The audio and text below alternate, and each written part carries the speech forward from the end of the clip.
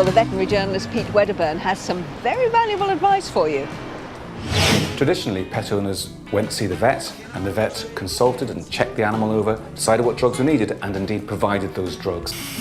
In the last 5 years, it's been possible for pet owners to go to their vet, have a consultation, but then to say, instead of you giving me the drugs, I want a prescription, I want a written prescription, and I'm going to take that to an alternative drug supplier, and that would generally be an online pharmacy.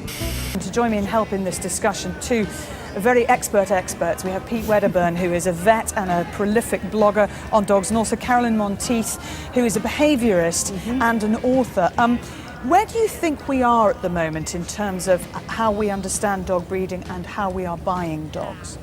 Well, there's lots of good information as to how it should be done, and there are many, many thousands of people producing high-quality puppies and doing it very, very well. But I think it's been estimated that around 15% of people who buy puppies buy them from so-called puppy farms, and that's the bit that causes us a great deal of concern. So if you want something that almost costs nothing, well, stick insects are great. They're not cuddly, but I do know people are giving them names. And do they get emotionally involved? I think they do a little bit. You do. You get a great range of names for them as well, like Splinter and things like that. Thank you, Pedro. Good morning to you, Pete. Good morning. And who have we got here? Well, this is Harry and this is Sally. So Harry and Sally, when Harry met Sally. there are a couple I of hope rabbits. none of that's going to be happening now. No, they've both been appropriately neutered. So, Oh, right, okay. So peace on that front. Peace on that front. This week, Pete the Vet is on Killiney Beach, meeting local Dogs Unleashed spokesperson Liz Nelligan. You're very bothered about something, aren't you? Tell me what the story is. I'm seriously bothered about Dunleary Rathdown County Council, who've decided to enforce beach and parks bylaws that say our dogs have to be on a leash at all times, on every beach and in every park.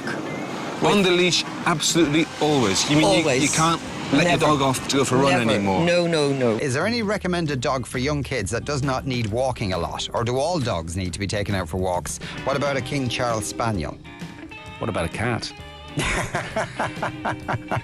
I think basically all dogs need to go for a walk. What I've heard said, and I love this figure, 25 minutes twice a day. It's very precise, isn't it? But that's what they say, 25 minutes twice a day. And you don't necessarily take, it's not just a physical exercise. Dogs actually like going out and about. So if you have a very infirm animal, you could put it in the back of the car and take it for a drive. They get bored looking at the four walls all the time, just like we do. They like to have a bit of entertainment. So you have to kind of factor that in when you're getting a dog. Whatever you're doing, whatever type of dog, whatever sort of household you have, 25 minutes twice a day. And if you can't do that, then you shouldn't get a dog, basically. Right, okay, that's a good straight answer.